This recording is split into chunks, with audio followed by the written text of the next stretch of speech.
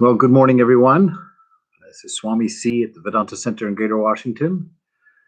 May the Lord bless our talk today and bring everything necessary to mind and prepare our hearts to hear it and receive it, to accept it and to grow out of it. We've got this central problem that's covered this morning actually by the idea of grace. The lecture this morning is Catching or Sailing the Winds of Grace. And it's this ongoing confusion, that conversation between works and grace. Which one is it? And we are always caught at that crossroads because we've got this wrong idea about everything in life that we do. Everything we see as an attainment or an achievement or an accomplishment. And so, in framing things in that way, there's always a means of getting there, of reaching that place. And that's the trouble. That's really the central riddle to spiritual life, is that that's not our situation. I remember reading a book called Zen Mind, Beginner's Mind by Suzuki, a practicing Zen monk. And in the first paragraph, the first chapter, I think it's that soon in the book, he says, we are not reading this book in order to reach enlightenment. We are reading this book in order to understand that we are already enlightened. That life is about an isness, because all we ever have is the moment. The mind constructs all kinds of imaginary things out of a past that it's constructed and out of a future that it projects. And we get all caught up in the little bouncing back and forth between those two and very rarely notice where we are and what's going on. And that actually is our central problem. So the answer to the grace question really takes care of that issue in and of itself. We don't have to accomplish anything in spiritual life. It's about being what we are and what we have always been. It's a realization. It's not an addition or even an understanding. It's not an acquisition. It's what you've got in your pocket at this very moment.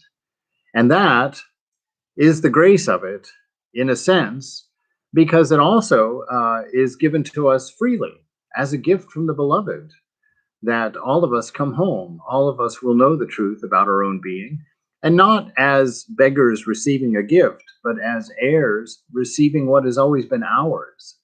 And so it's really a lovely way to center ourselves and to relax into a beautiful practice, not to attain something, but to enjoy that which we have already attained, that which we are, to sit in the company of the beloved, not needing to do or reach or acquire anything, but enjoying the company, the constant, overwhelming company of that divine presence.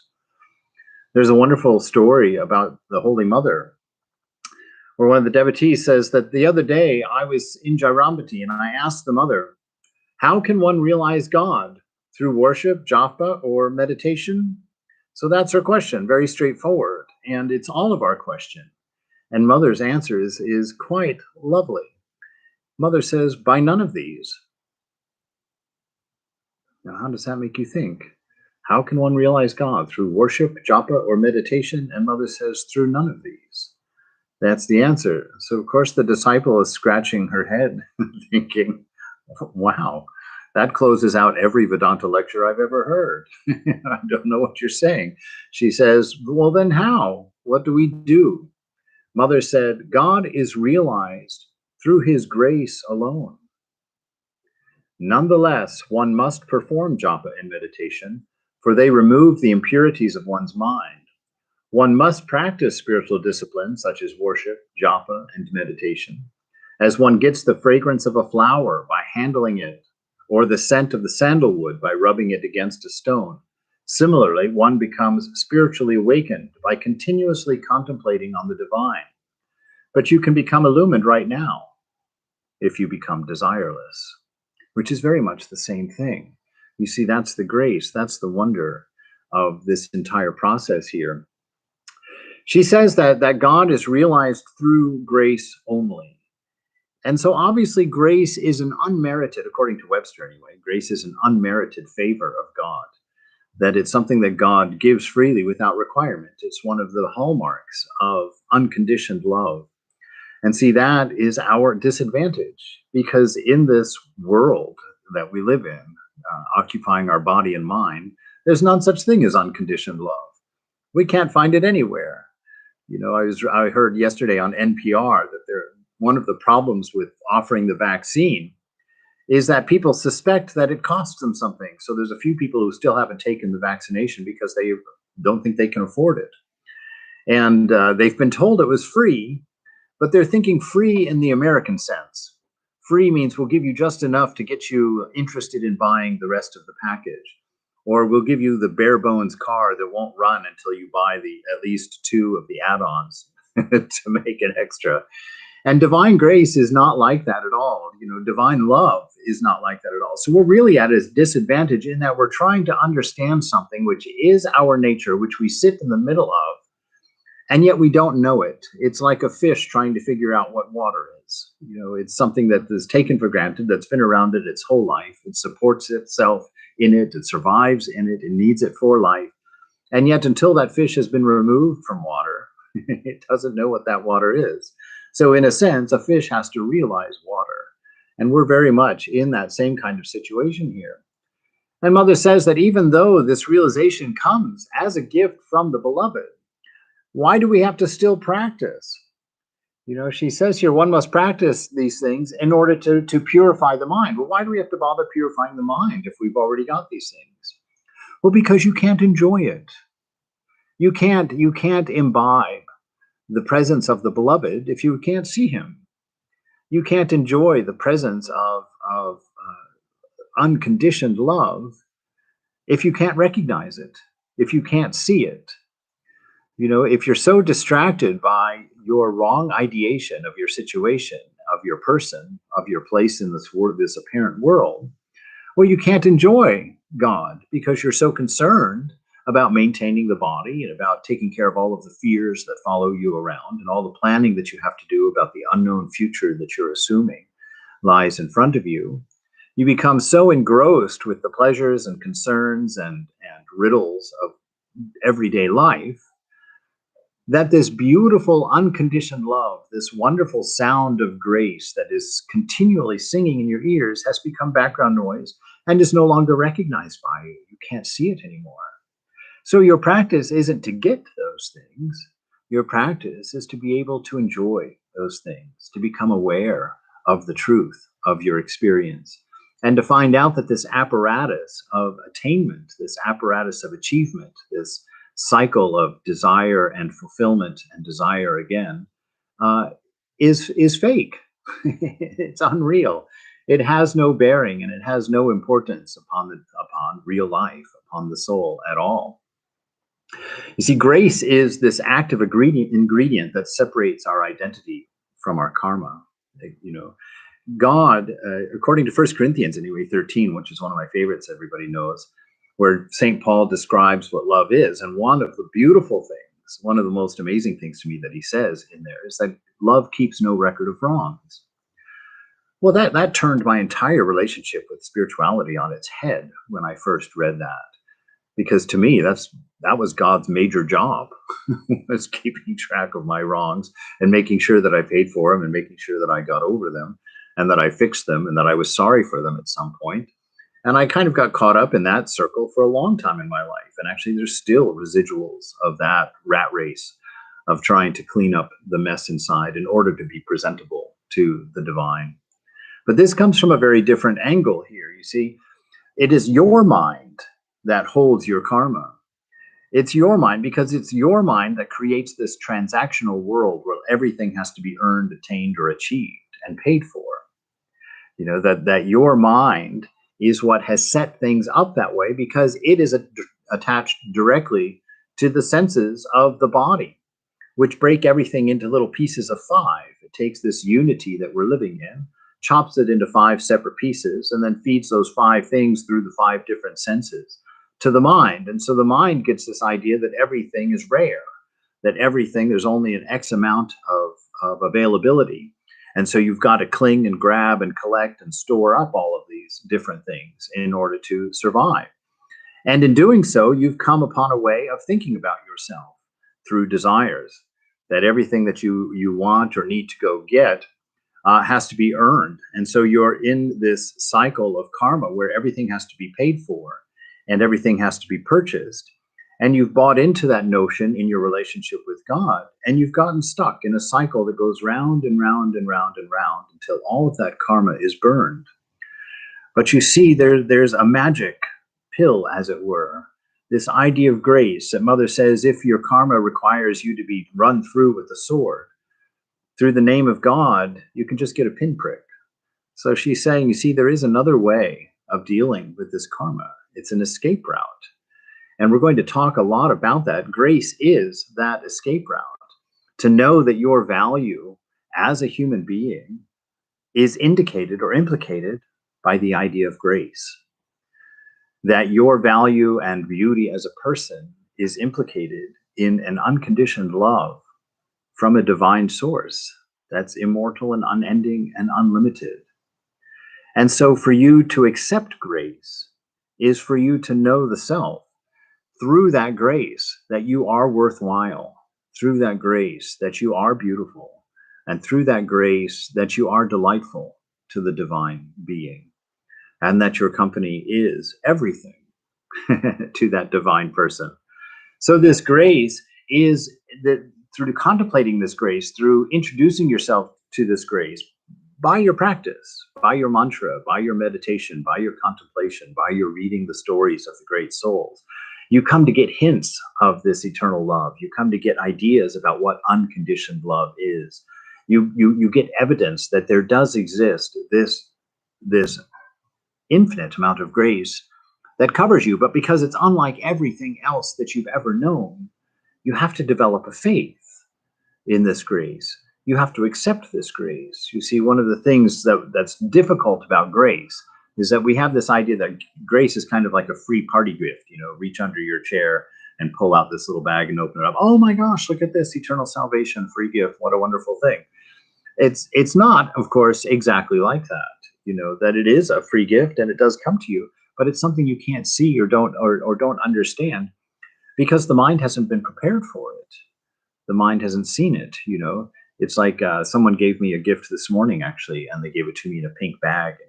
Jokingly, I was saying, oh, a new pink plastic bag, that's perfect, just what I've always needed. But see, that's how we receive divine grace. It's like we live in this world of interpretation, and we're given this wonderful gift from the divine, and we don't even know how to open it. We don't even know how to appreciate it. We don't know what to do with it because we don't know what it is. We've never experienced anything like it. And so we don't even get the bag open to appreciate what this grace is. And the mantra is that practice, that part of our practice that allows us to accept that grace. It purifies the mind. Why? By putting the mind on holy things, for one. But there's something much more beautiful than just that phrase of putting the mind on holy things. I mean, what does that mean? That means something different to every single person. But put the mind on absolute love. You know, to put the mind on absolute acceptance, to put the mind on absolute compassion, to put the mind in an atmosphere of contentment, of fulfillment, you know, to realize and to come to a place where you can see that the mind is separate from you and that its track of karma that it's clawing at you about all the time is separate from you, and that the body attached to that is separate from you, and all of its nagging requirements and its inevitable aging and decline is separate from you. And to know this is to be free from it. To know this is to know that you have the option of getting caught up in it or not getting caught up in it. But it's that grace that gives us that separation, that grace that can look at our karma straight in the face and just, no, I don't accept that. I don't identify with that. That karma has to do with that mind.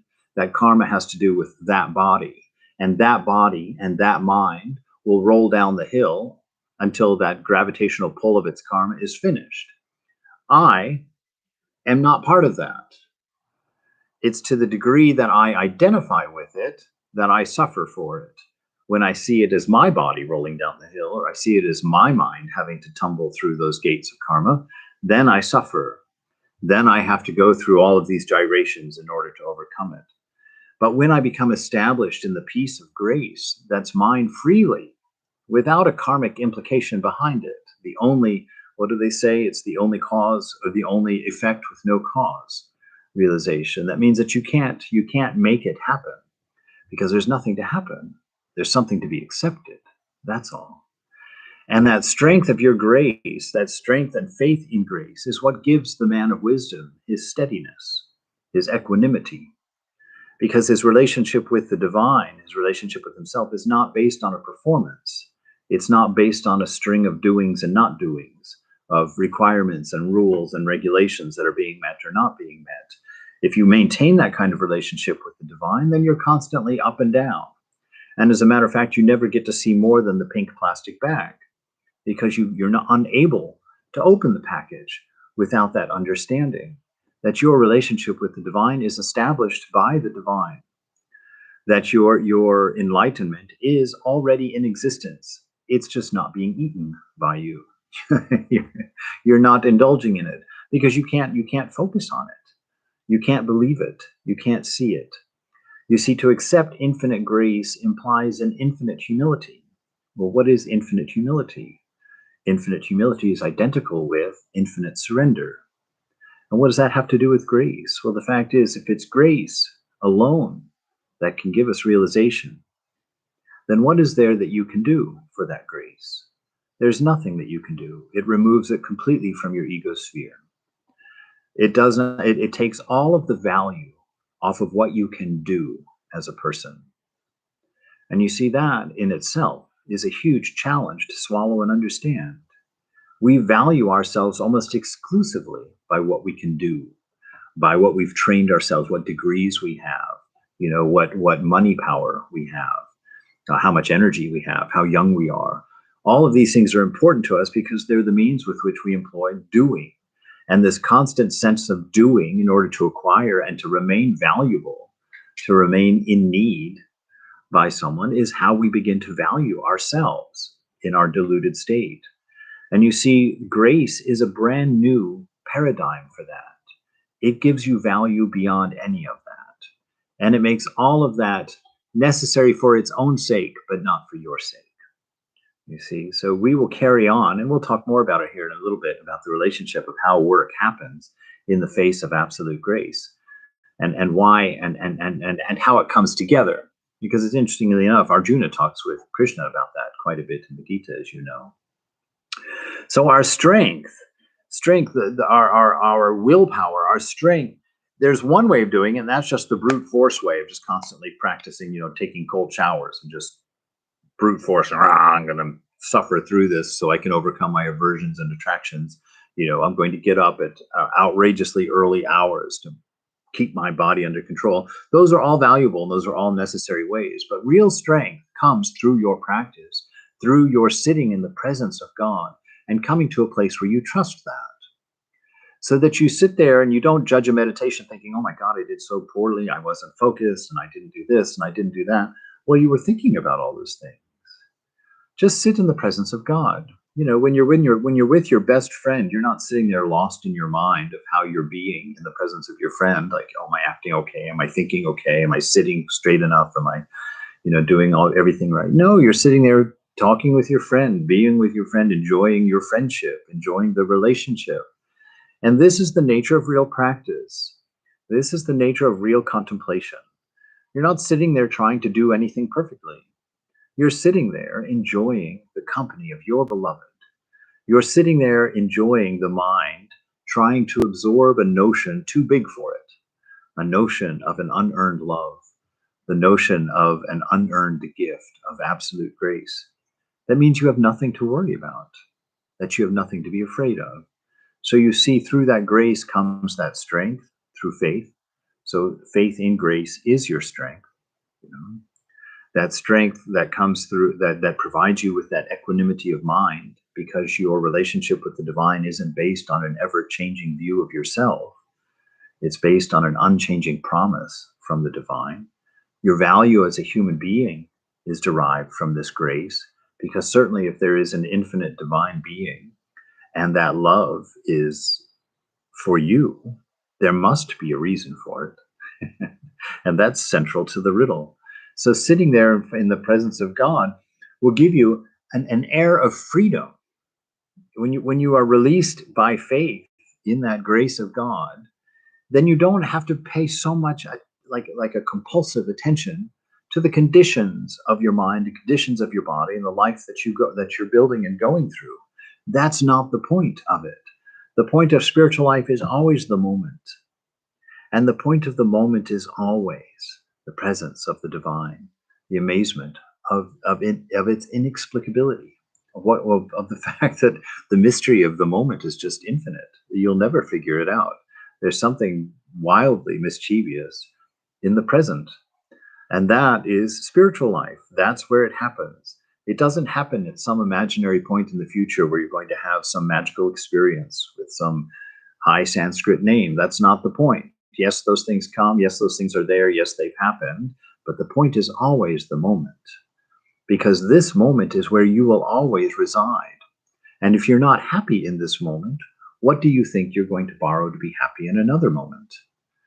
There isn't another moment, first of all. So that kind of thinking is wrong from the beginning. That's the importance of learning contentment in this moment, because you, as you are, cannot be added to or taken from. So where will you find contentment if you can't find it in this moment right now? So your spiritual life is always about the moment and never about a future time.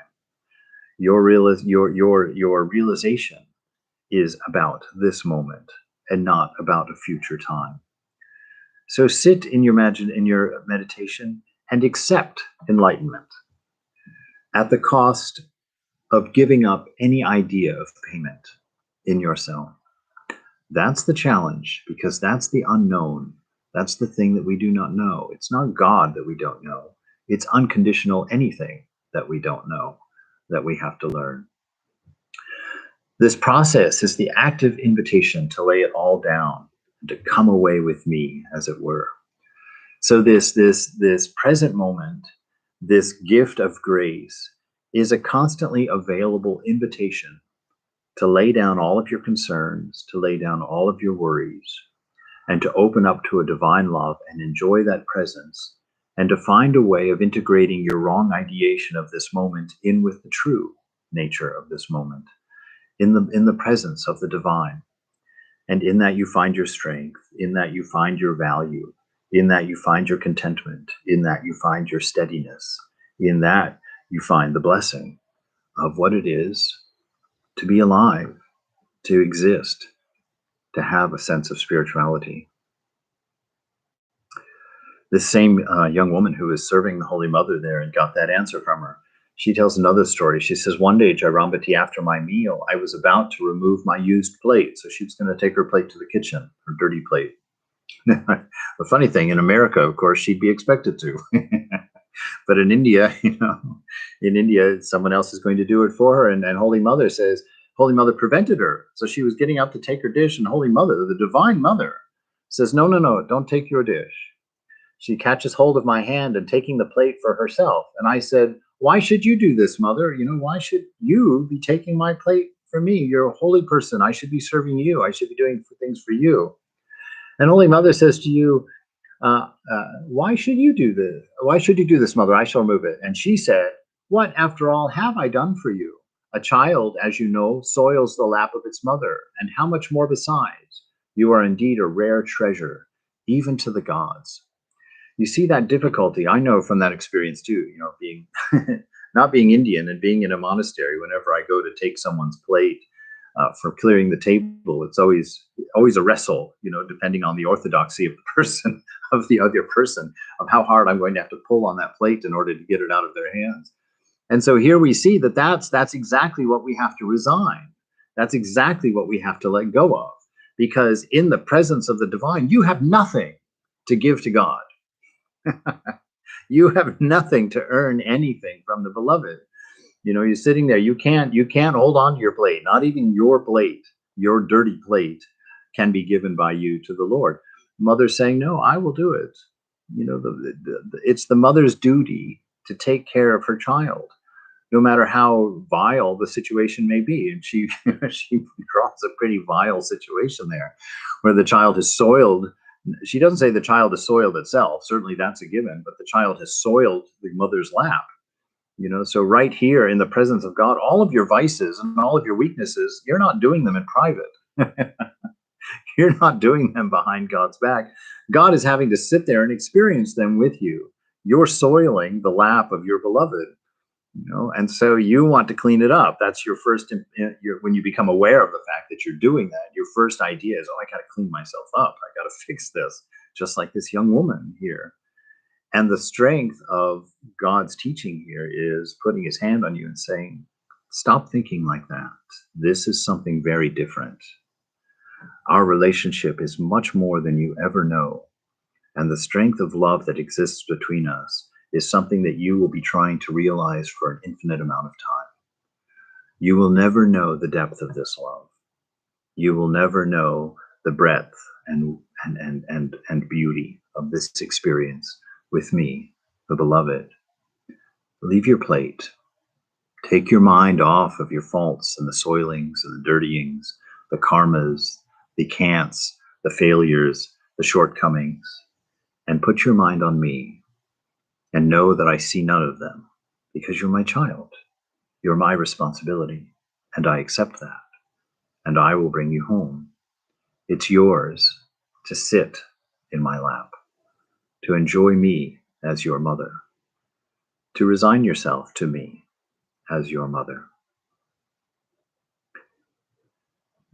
So that always brings up the question. People get very uncomfortable because we do live in this transactional world. We're like, well, what do you mean? I just sit here and do nothing. Is that what I do with my life? I do nothing but just sit here and enjoy God. Well, yeah, actually, I would just boldly say yes to that. Why argue about it? Because you'll find the truth of it just by trying it. Mother says to a young brahmachari who's in her presence, and he says, I'm just going to sit here on this bench and not move until I realize God. And mother smiles. She actually chuckles, it says, and she says, oh, go ahead and try. She said, but your karma itself will throw you out of that chair. The karma drives the body and mind, and the body and mind are going to work. They're going to do their thing. It's your association with it, your identification with it, that makes you think you're doing. The body's going to do, the mind's going to do. It does. But it's not you, the self, that's doing it in the particular like that. It's going to happen in and of its own accord. So when I say that grace releases you from your karma, it's not that your body's just going to suddenly run down like an old car and never move again. Your body knows that it needs to be fed. Your mind knows that it has to go to work. It knows how to drive the car. The body knows how to dress itself. All of things will naturally carry on. But you will be the observer. You will be in bliss, knowing that none of it is of much interest, knowing that none of it really is real. It's like knowing the dream is a dream when you're still in it. You can watch it. You can enjoy the rest the body's receiving and all of that, but there's no big consequences. All these things are just going on as they should go on. In the Gita, it says, behold, Arjuna, there is nothing, this is Krishna talking, behold, Arjuna, there is nothing that I do not possess and nothing that I want to acquire. So when we say Krishna talking, what are we saying? We're saying this is your true nature talking to you.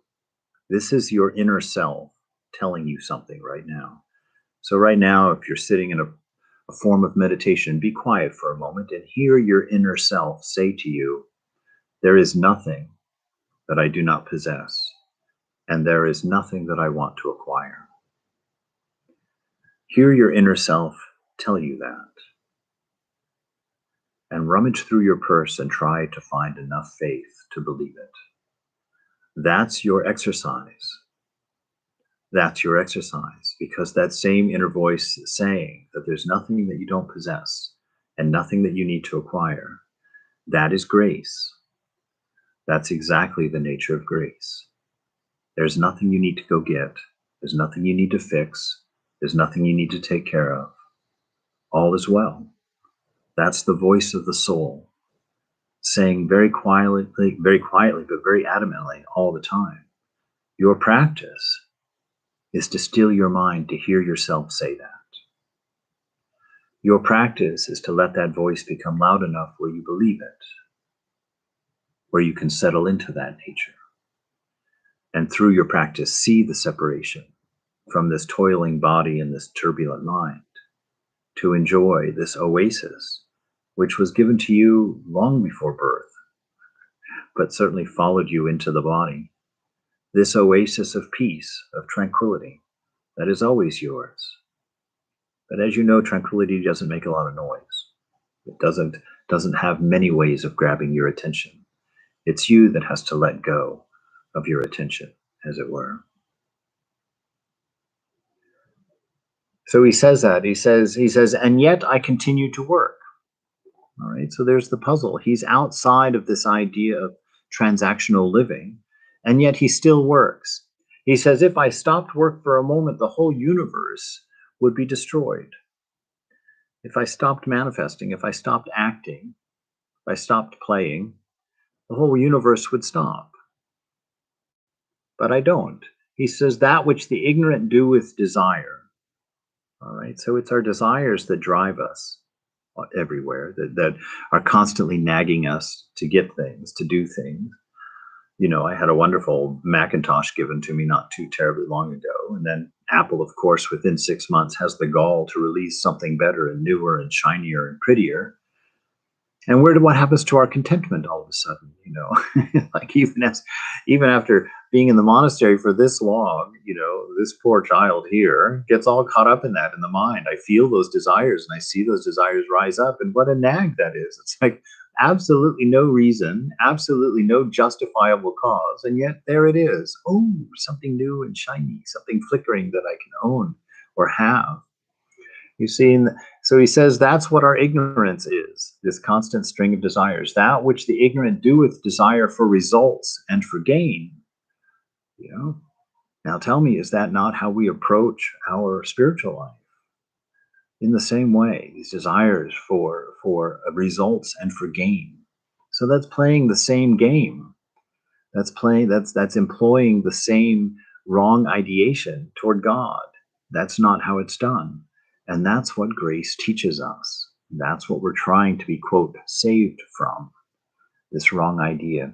Let the wise do without any attachment and without any desire for results and gain. You see, so there's this place within yourself that's available to you where you can watch the work of the body and mind without any desire for results or for gain, where you can sit in peace and tranquility and see life going on with a minimal amount of interest in it, and certainly no fear from it. And that's your gift. It's the gift of grace.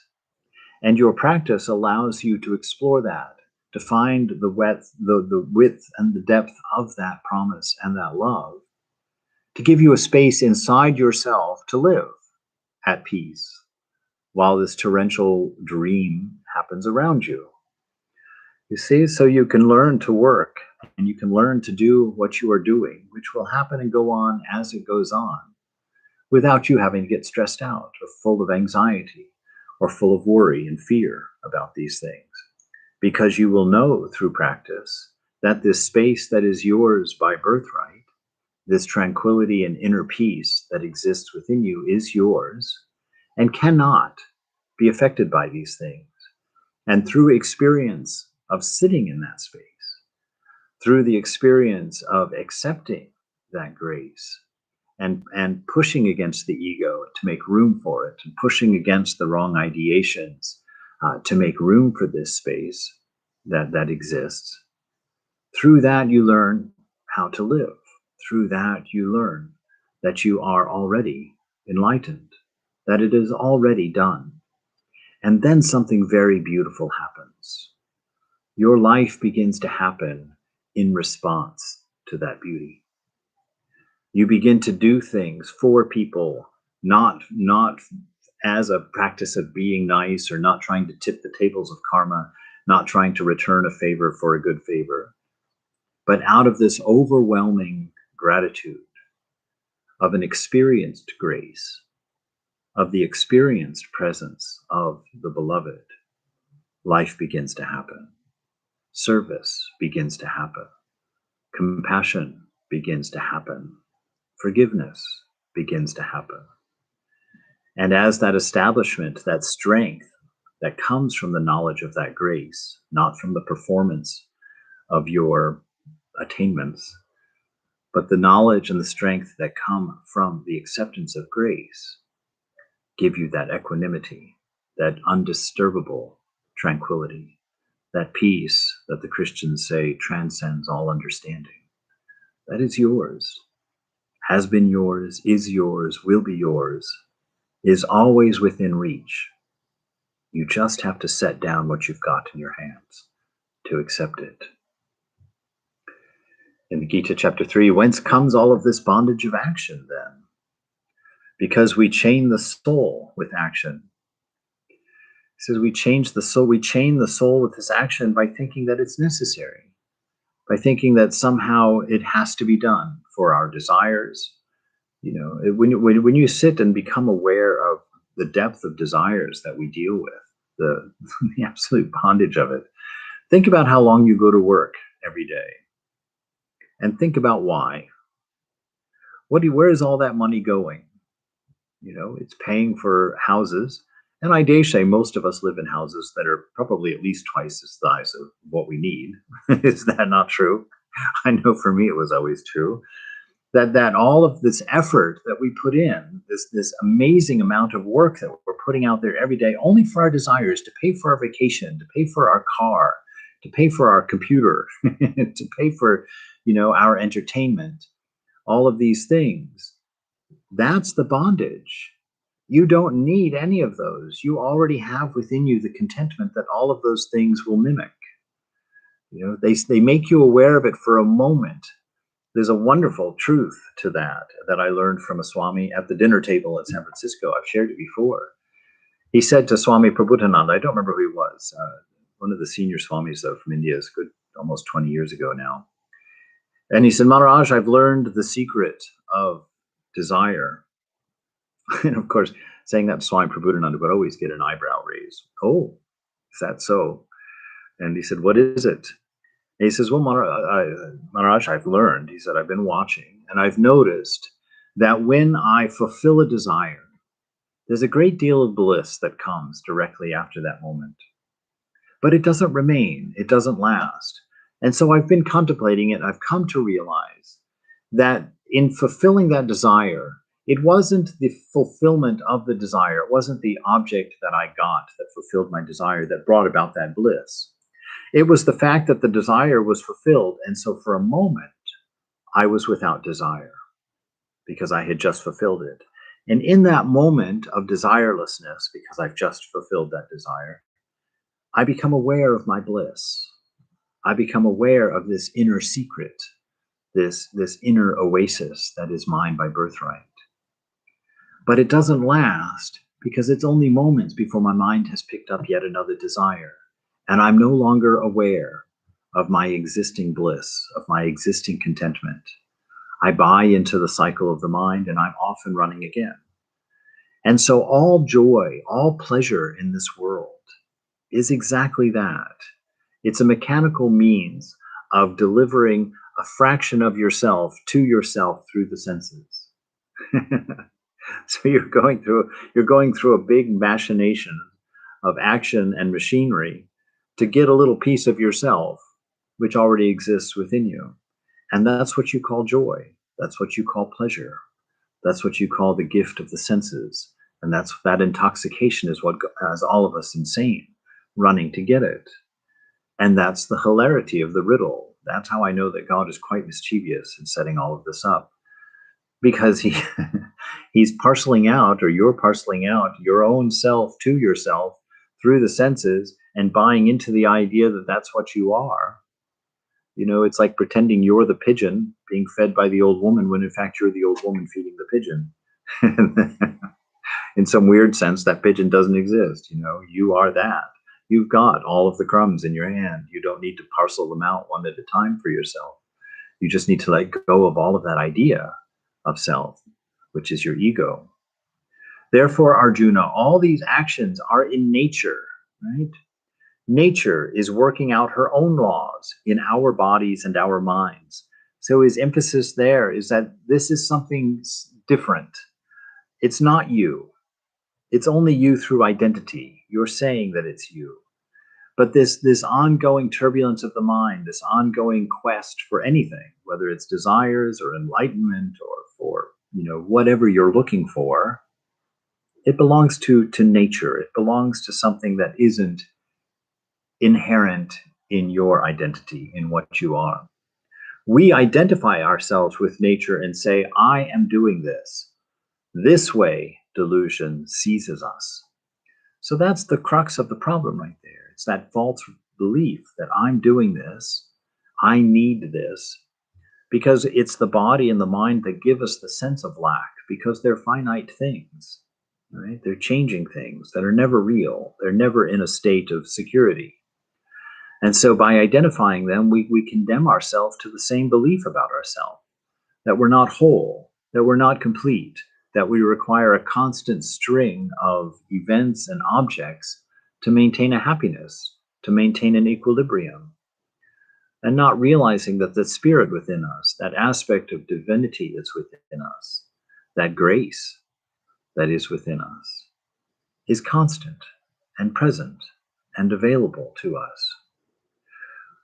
Vivekananda says we always act under some compulsion. We're always being pushed, right? Always being pushed. I'm hungry. I want popcorn. I want to walk. I want a vacation. I want more money. I want freedom. I want the right to do this. I want the ability to do that. I want to enjoy this. I want to enjoy that. You know, we always act under some compulsion. When hunger compels me, I eat. And suffering is still worse, slavery. That real I, listen to Vivekananda here. That real I, can you feel it yet? That real I, can you hear it? That real I is eternally free. Can you find it? Can you hold on to it? Can you identify with it? That you that's been gazing out through your eyes since your earliest memory. That I that's been unchanged, that awareness that's been unchanged, that has eaten all of this food and yet not grown at all. That I that has enjoyed all these things and has not been marked by any of it. Can you feel it?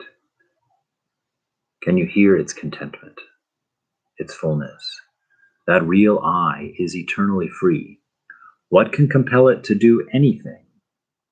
He's asking that as a rhetorical question. He's looking at you and saying, literally not understanding, what can compel you to do anything? This I that is ever free, that's fully content. This I, your gift of the image of the beloved that is you. What can compel it? What are you thinking compels you? What mistake have you made to think that something is compelling you?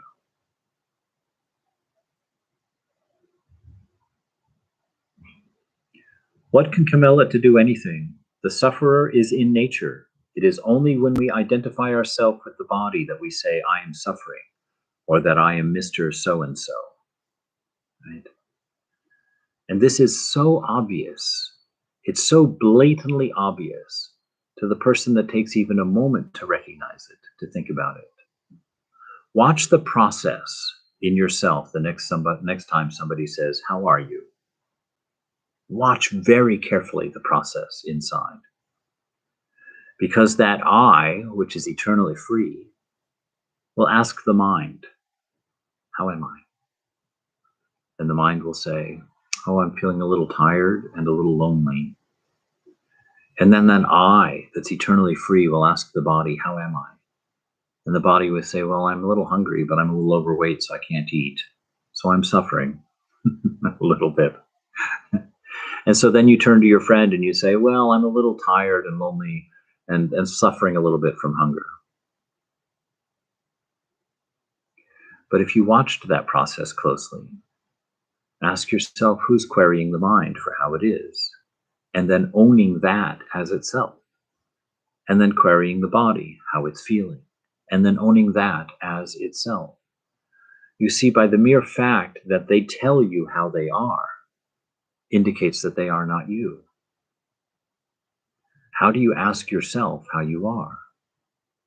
Does that question even make any sense for a self? How are you? A self that never changes, a self that's ever free and ever pure.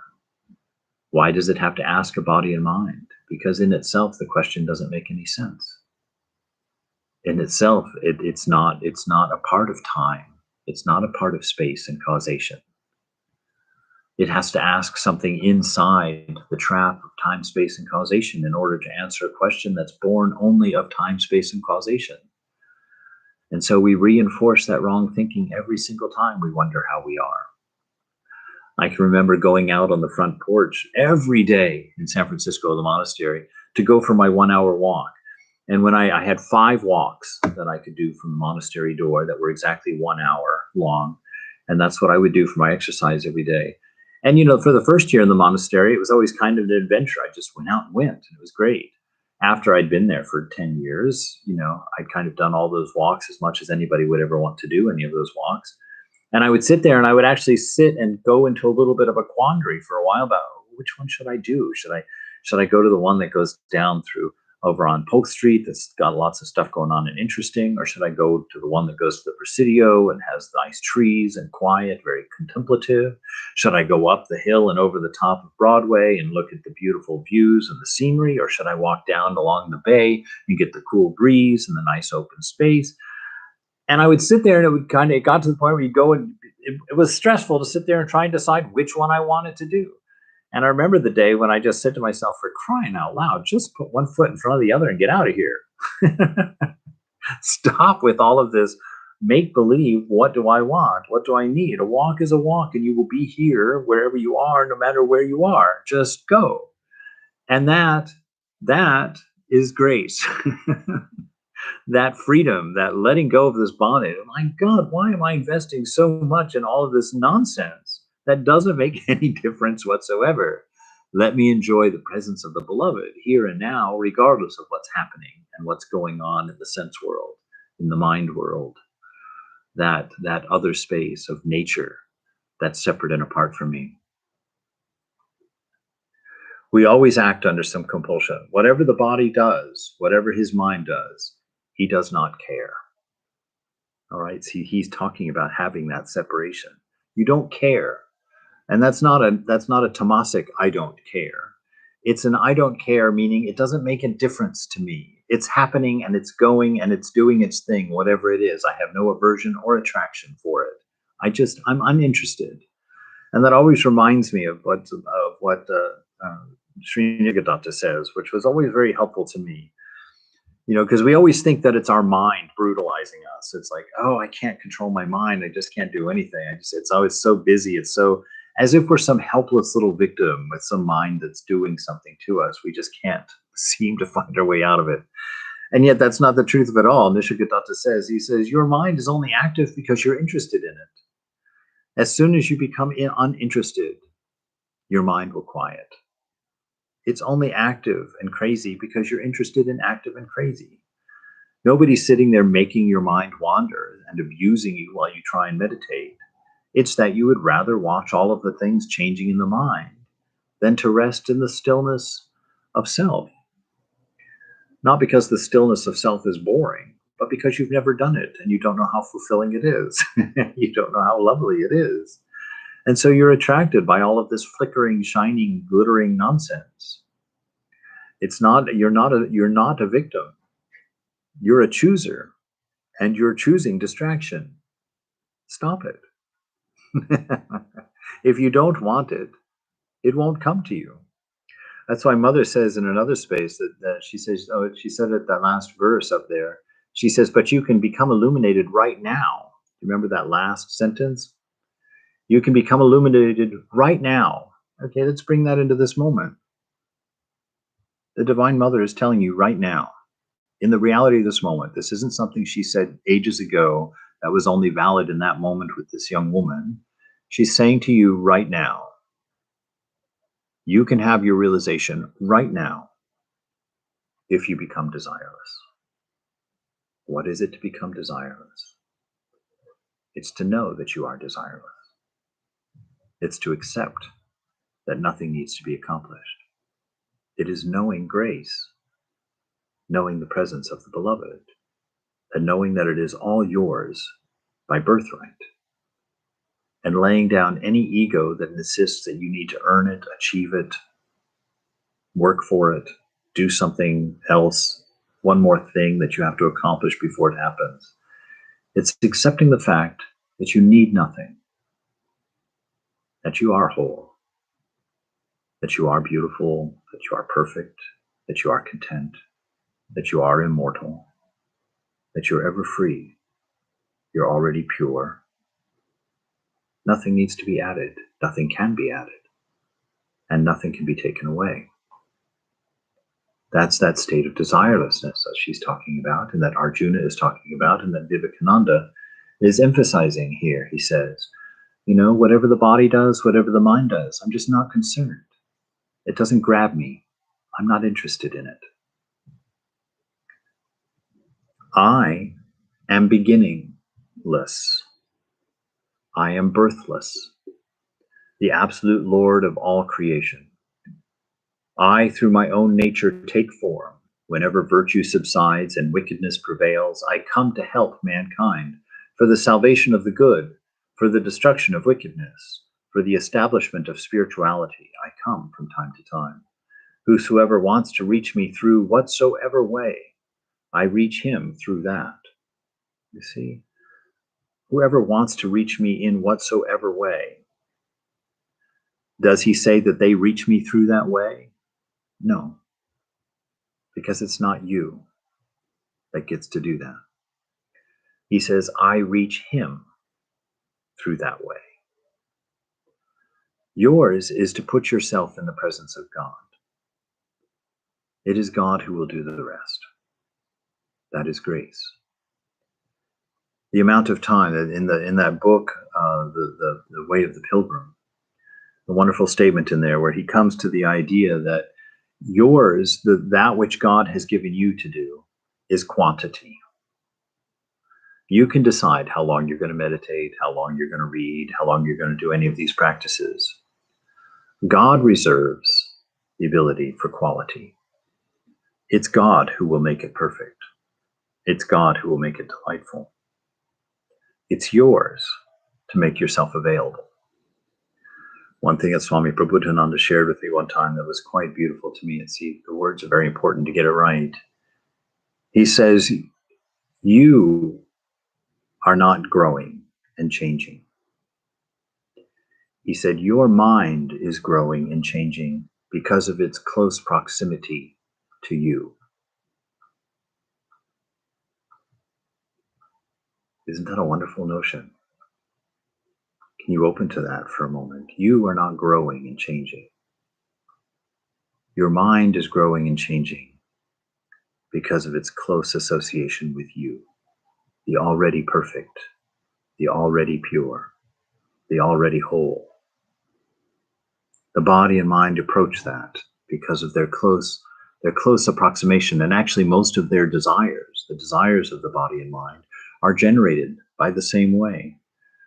Because within them, what they're exposed to is your constant sense of satisfaction, the constant sense of immortality, of infinity. And they long for that. They long for that. But they're not paying attention to the source of it. Their source is coming through the senses. And so they're trying to find that they can smell that perfume of immortality. So they search for it outside. They can feel that sense of contentment, but not having it because of their finite nature. They search for it in the finite world. And if you identify with that, you search endlessly and fruitlessly also. Know yourself to be the reason that the body desires, that the mind lacks, because you are presenting to it something it does not have. And that is that infinite existence.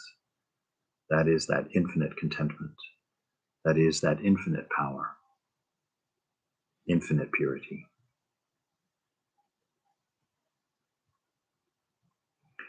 But know, Arjuna, no one can ever swerve from my path. No one ever did. How can he? None swerves from his path. That's a terrifying thing. That's a terrifying thing, because the mother, as part of the game of this existence, has given us that sense of responsibility, that sense of doership. We're the ones responsible for everything. We got to keep all these plates. Did you ever see that? I remember seeing it as a talk show when I was a little kid. There was this Asian woman whose skill was she had like these 15 dowels that were like 3 feet high. And she got the first one, a plate spinning, balanced on the top and spinning. And then on the second one, she did another one. And on the third one, she did another one. And she went through this line of like 15 of these dowels. And she got 15 plates spinning, and she had to keep going back and, gently re-engaging that circular motion in the dowel to keep all of these plates spinning, to keep them from falling down and crashing. And boy, I tell you, as an adult, I realized that was a very apropos description of what life was going to be for me when I grew up. It was keeping 15 plates spinning in the air with a terrible fear of them coming and crashing down. And what's actually being accomplished? Nothing. There's nothing of any import being accomplished, which is why most of us die in oblivion. We spend all of our life keeping plates spinning, and when they come crashing to the ground, they just come crashing to the ground. Nobody cares. That's worldly life.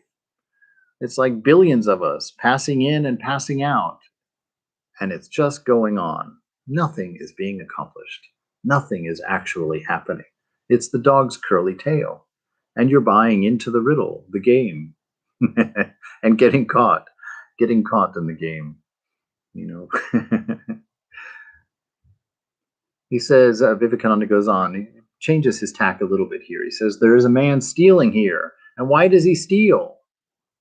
You don't ask that question, you punish him. He's talking about the actual condition. He's not talking about what we should be doing. He's talking about what we do. Why can you not make room for him and put his energy to work? Isn't that a beautiful and different way of approaching a thief? Why don't you make room for him in your world and put his energy to work?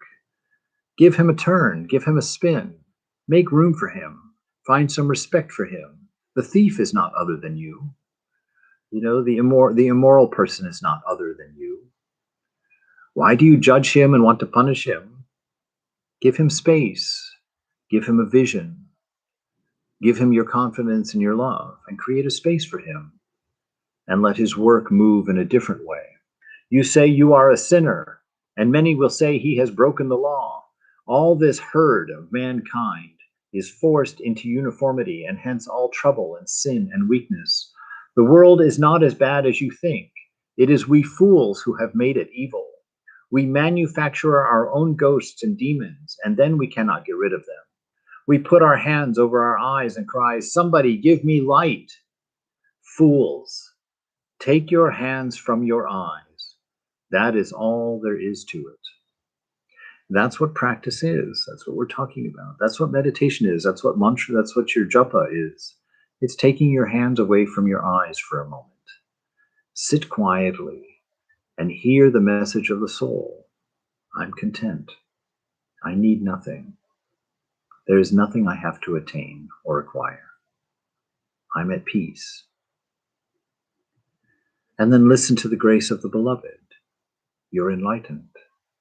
My love is reflected in you. The beauty that is you is the reason for my grace. You don't need to fix anything or clean anything. I am the mother. I will take care of you. I will clean you up. You, be in my presence.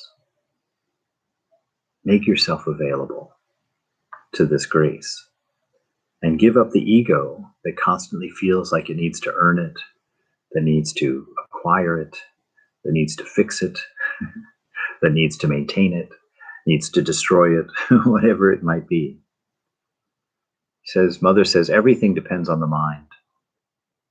She says, nothing can be achieved without purity of mind. But what is purity of mind? I always grew up thinking that was a sexual idea, that you had to somehow get rid of sex in the mind. That was what purity of mind was to me. And now as a Vedantan, I know purity of the mind is getting rid of the ideas of me and mine, which are always hungry, as long as me and mine means body and mind. If you mean body and mind, when you say me and mine, then you're hungry and are full of desire. But to purify the mind means to get rid of that blockage, because that blockage is what ties us up into our karma and keeps us affected as the doer. Let go of that and sit in the eternal peace that's behind it, that's quietly resting there, humble, still, and accepting. Nothing can be achieved without purity of mind. It is said the aspirant may have received the grace of the Guru, the Lord, and the Vaishnavas, but he comes to grief without the grace of one. That one is the mind. The mind of the aspirant should be gracious to him. You should demand graciousness from your mind. This is what was one of my apex moments, I think, and feeling like I had really learned something in spiritual life. Was when I realized that I didn't have to tolerate all the bullying voices in my mind. All those things in my mind that were, always berating me for how unaccomplished I was. That I should have done this, or I should have done that. Oh, why did I do that? I'm always doing that. Oh, I'm such an idiot. Oh, I'm so stupid. I can't believe I did. I'll never get there.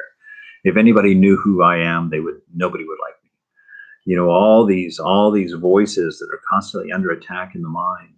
And it was this scripture that made me aware of them. And then there was the scripture, which I talked about in another lecture, that 1 Corinthians 13 in the Bible, where it gives the description of love. Love is patient, love is kind, love does not anger easily.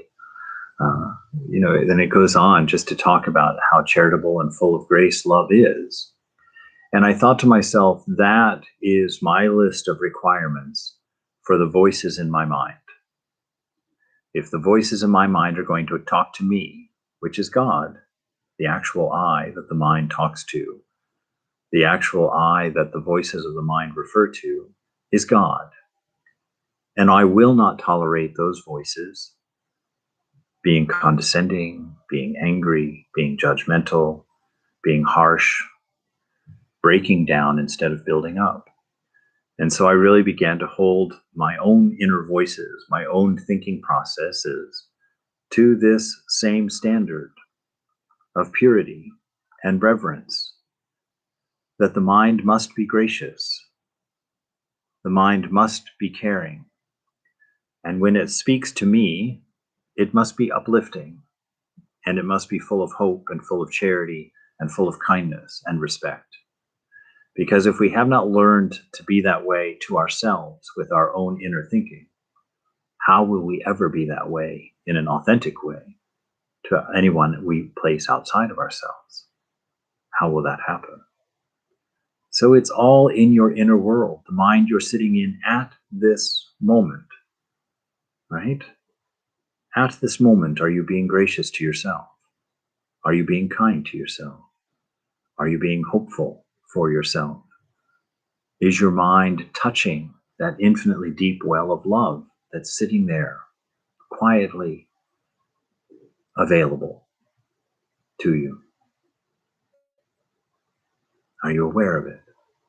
Are you drinking from it? It's always in the moment. This is not something that you have to do or work on. This isn't something you have to place in your bucket list for tomorrow. This moment is always your measure. Always stop in your moment and remember, I have nothing to attain. All of this will go away when I wake up. All of this will reveal itself as a dream when I wake up.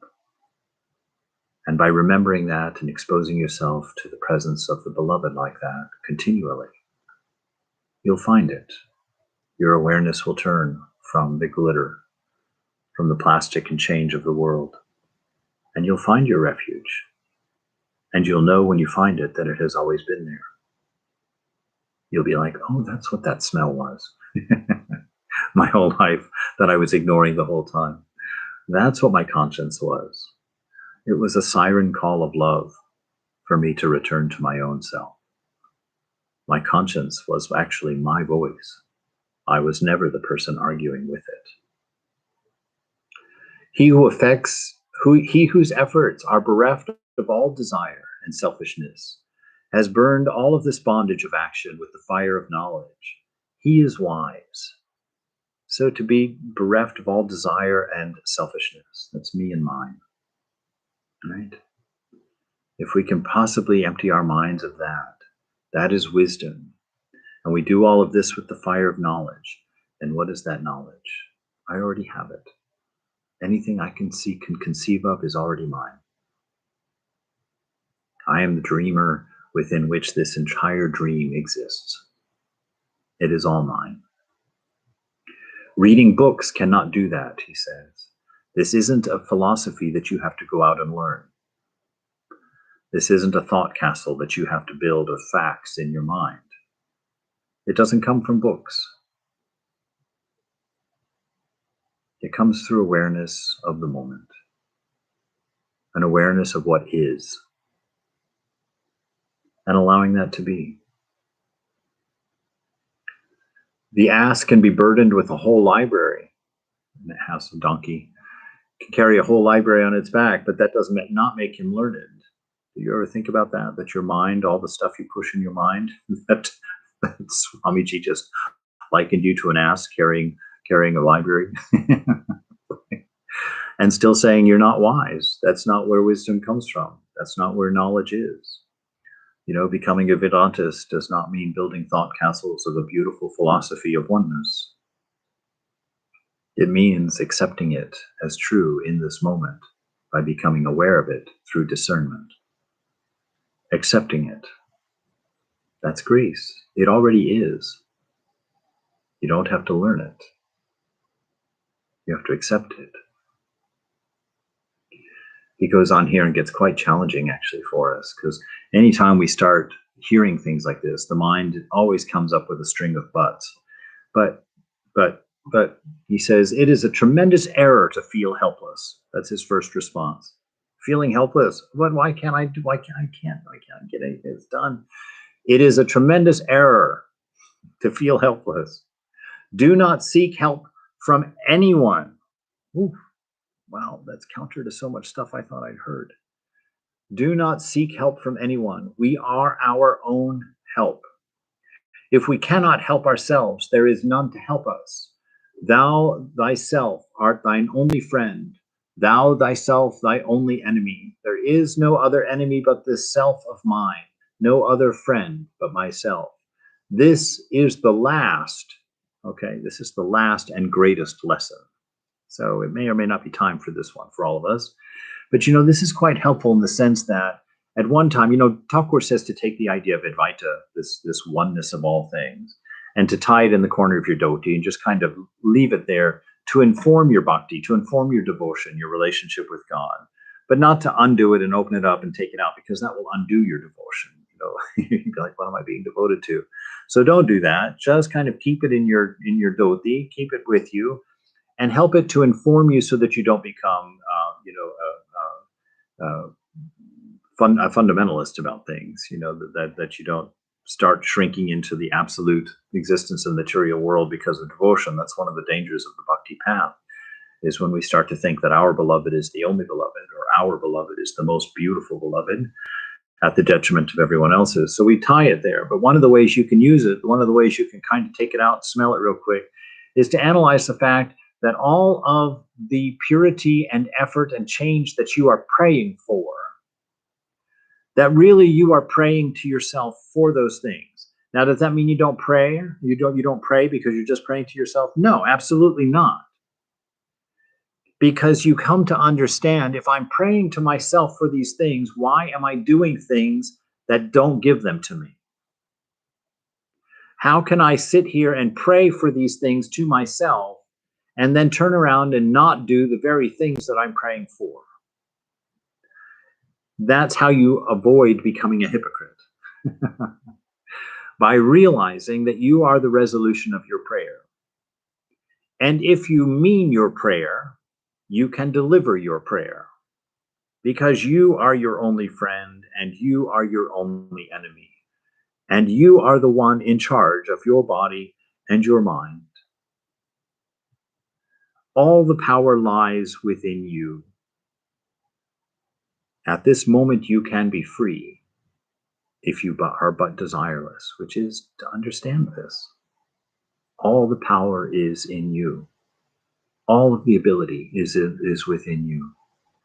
What you have to do is stop identifying with all of the other things. You see, when you identify with the mind, you give the mind a little bit of your I am. You give the mind a little bit of your existence. And because you have shared a little bit of your existence, you have made it somewhat sentient. And then you have to argue with it. When the mind goes its way, you feel compelled to follow it because you've given it a sense of your I am. You've identified with it. You've said, that's me. And when the mind goes off wanting these things, you feel compelled to follow and engage in them. But if you can sit and take that I back and say, I'm not breaking up my I into little pieces. My I is here in the self. It's not in the mind. And when I say no, I mean no, and there's no other question about it. And if you can do that sincerely, the mind shuts up because it only argues as long as you're interested in the argument. And if you're interested in the argument, it's because you're being insincere. It's because you're not being earnest. And chances are, I noticed quite some time back in my mind that I argue with my mind because I want to lose the argument. I want that milkshake. And if my no is no, I'm not going to get that milkshake. But if I can divide myself and say, oh, well, there's a part of me that's real, the mind, that I am, I'm going to share it. We can argue about whether or not I get that milkshake. And when I've argued long enough to feel justified in the fact that I put up a good resistance, that I didn't just give in and fall, that I fought the battle, and yeah, I lost. I had the milkshake, but I fought with valor. Like, no, you didn't. No, you didn't at all. You got interested in an argument so that it could produce weakness, so that you could have your desire fulfilled through a milkshake, right? Even though you prayed to not have the milkshake. So see, that's the value of Advaita for a bhakti. To bring yourself into an alignment, listen to your prayers, and know that it's grace that fulfills them by allowing you to see that they are already. The power is already in you. The prayers are already answered. The purity is already provided. Salvation is already yours. It's a gift by the nature of what you are, part of your birth.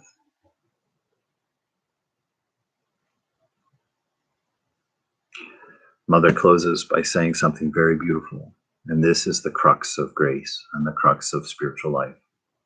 He who has really prayed to the Master, even once, has nothing to fear. By praying to him constantly, one gets ecstatic love, prema, bhakti, through his grace. So that's what you have to believe. That's what you have to know. Pray to God once with some sincerity, and you have nothing to fear. So give up fearing.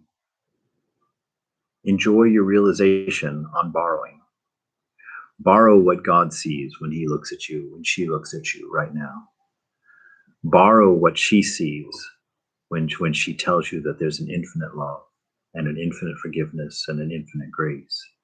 See yourself through the mother's eyes, not through the mind's eye. See yourself from the inside out and not from the outside in. And you will find Mother's grace, ripe and ready, sweet and fulfilling, endless in its quantity, flowing freely. And through accepting that grace, your life becomes one that's lived in response to it, which means that grace begins to flow from you to the world around you. You now have an infinite well of love to give. You have an infinite well of patience to enact. You have an infinite hope to share. And you will be a blessing to everyone.